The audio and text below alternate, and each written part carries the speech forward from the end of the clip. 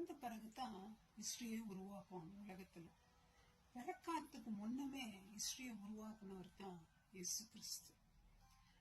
யோவான் பத்ம தீவுல சொல்றாரு, உலக தோற்றத்துக்கு முன்பாகவே அடிக்கப்பட்ட ஆட்டுக்குட்டி இயேசு கிறிஸ்து.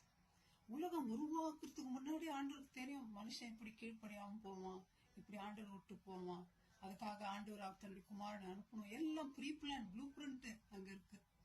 அதன் பிரகாரம் தான் இயேசு கிறிஸ்து நமக்காக ஜீவனை கொடுத்தார். ஒருத்தனை இயேசுவை தொட முடியாது.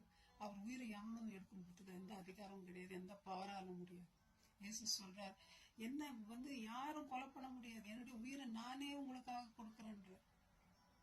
அவர் பட்சிக்கிற அக்கினி. யாராவது கிட்ட போக முடியுமா? ஃப்ரெண்ட்ஸ், நான் ஏன் அதை உங்களுக்கு சொல்றேன், மரணம் நம்மள ஒரு நாள் சந்திக்கும்.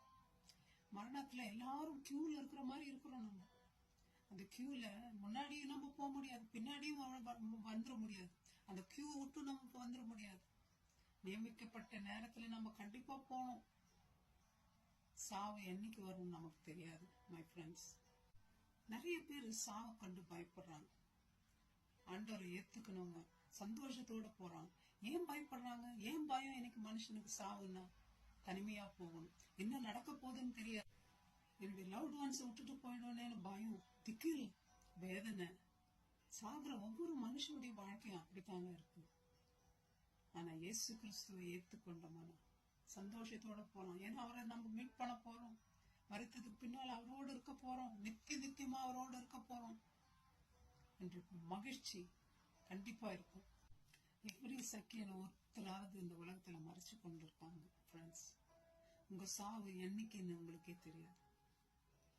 என்னதான் சம்பாதிச்சாலும், என்னதான் வாழ்க்கை இந்த உலகத்துல வாழ்ந்தாலும் எல்லாத்தையும் நீங்க கண்ட்ரோல் பண்ணலாம்னு நினைச்சுக்கலாம். ஆனா சாவுக்கு அப்புறம் உங்க பணமோ எதுவும் உங்க கூட வரப்போறது இல்ல.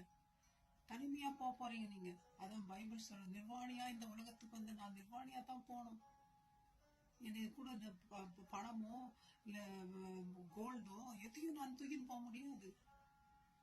தாயின் வயிற்றுல வரும்பொழுது யாரும் கோட் போட்டுன்னு வெளியே வர்றது இல்லைங்க. ஃப்ரெண்ட்ஸ், யோசித்து பாருங்க, நம்ம செய்த நற்குணங்களும் ஆண்டவர் மேல வச்சிருக்கிற நம்பிக்கையும் தான் நம்ம கூட வரப்போகுது. அந்த இயேசு உங்களுக்கு வேணுமா? நித்தியமா நீங்க வாழ்க்கை கழிக்கணுமா? இந்த வாழ்க்கை இது டெம்பரரி வாழ்க்கை. அதான் அப்போஸ்தலர் பவுல் சொல்றாரு, கூடார வாசிகள் நாங்கள். கூடாரத்துல டென்ட்ல இருக்கிறோம், வாடகை வீட்டுல இருக்கிறோம். இந்த உலகத்துல பர்மனன்ட் வீடு மோட்சம் தாங்க. நீங்க ரெடியா இருக்கீங்களா? பாவங்கள் மன்னிக்கப்பட்ட நிச்சயம் உங்களுக்கு இருக்கா? செத்தா நான் மோட்சம் போகணும் நம்பிக்கை இருக்கா உங்களுக்கு? ஃப்ரெண்ட்ஸ், என்னென்னவோ நம்பிக்கை பிளான் போடணும், நம்ம வீடு கட்டணும், அதை வாங்கணும், இதை வாங்கணும். உங்க வாழ்க்கையில நீங்க போய் சேர வேண்டிய டெஸ்டினி மோட்சம். அந்த டெஸ்டினிக்கு ஃபர்ஸ்ட் நம்ம ப்ரிப்பேர் பண்ணிருக்கோமா? ஃப்ரெண்ட்ஸ், எங்கெங்கயோ சுத்தி பாக்குறோம். அந்த சுத்தி பாக்குற அழகை விட மோட்சம், அப்பா, பொன்னாலான நகரம் நமக்காக இயேசு கிறிஸ்து தயார் பண்ணிட்டு இருக்க. உங்களுக்கு ஆஸ்திரேலியா போய் பார்க்கணும்னு எதையோ போய் பாக்குறீங்களே, சைட் சீயிங். ஃப்ரெண்ட்ஸ், ஆண்டவர்கிட்ட பேச மாட்டீங்களா? ஆண்டவர் உங்ககிட்ட இன்வைட் பண்ண மாட்டீங்களா? அவர் தட்டிட்டு இருக்கிறார். சாகிறதுக்கு முன்னாடி அவர் கூட பேசிடுங்க. ரொம்ப நேரம் காத்துட்டு இருக்கார். May God bless you, my friends. Thank you. சாகும்போது சந்தோஷமா சாவும். ஆமென்.